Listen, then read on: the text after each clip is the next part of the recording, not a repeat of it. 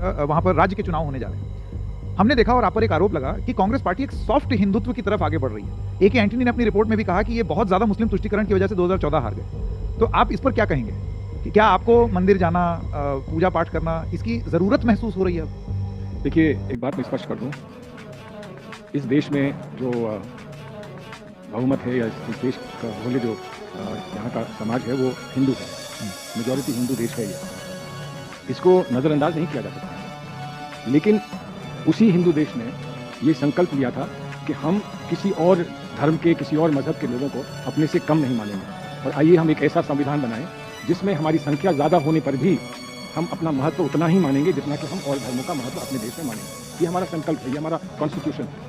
आपकी पार्टी के नेता गए मंदिर में? नहीं, मंदिर में जाना तो कोई बुरी बात नहीं है। जब मैं कह रहा हूँ चुनावी राज्य, मैं मुसलमान होते हुए चुनाव होगा, लेकिन कोड ऑफ कंडक्ट तो भी नहीं लगाना। और चुनाव में भी कोई मंदिर जाए, मस्जिद जाए, गिरजाघर जाए, गुरुद्वारे जाए, लेकिन उसको चुनाव का एक मुख्य मुद्दा ना बनाए कि मैं जाता हूं। देखिए, हमारा जो कानून है वो क्या कहता है? कानून ये कहता है कि आप इस हद तक कह सकते हैं कि मैं एक अच्छा हिंदू हूं, इस हद तक आप कह सकते हैं, इस पे कोई रोक नहीं है, ना होनी चाहिए। आप ये नहीं कह सकते हैं क्योंकि मैं हिंदू हूं और वो मुसलमान है इसलिए मुझे वोट दें। ये फर्क इनमें और हम में। इनके सेकुलरिज्म का फर्क बहुत साफ है। इनके अभी नेता जो चिर युवा हैं भारत की राजनीति के और चिर व्याकुल भी हैं और सबसे ज्यादा विदेश जाने वाले नेताओं में से एक हैं। उनका क्या सेकुलरिज्म का फार्मूला है? Muslim League is absolutely secular, no problem about it, BJP is communist. तो ये जो उनका सेकुलरिज्म है ये बिल्कुल बहुत क्लियर दिखने वाला है। और अभी सलमान साहब ने एक बात कही, जरूरत के हिसाब से स्टैंड चेंज करना पड़ता है। तो मुझे अचानक याद आ गया, उत्तर प्रदेश की धरती पे बैठे जरूरत के हिसाब से क्या स्टैंड चेंज किया जाता है, कांग्रेस ने अपने इतिहास में देखा है।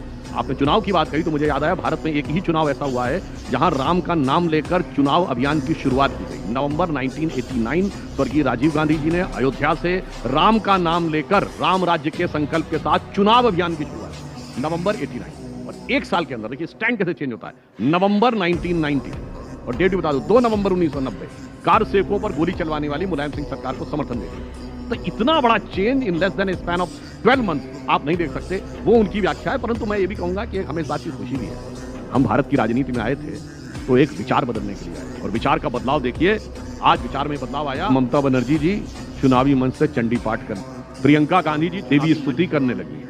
उत्तर प्रदेश का चुनाव होता है, यादव जी को सपने में भगवान दिख। गुजरात का चुनाव होता है, केजरीवाल को नोट पे भगवान दिख जाते हैं। और अभी देखिए जबलपुर में आरती करती हुई दिख गई प्रियंका जी। ये जानते क्यों है? बदले बदले मेरे सरकार नजर आते हैं, जब से दिल्ली में बैठे हुए मोदी सरकार नजर आते हैं।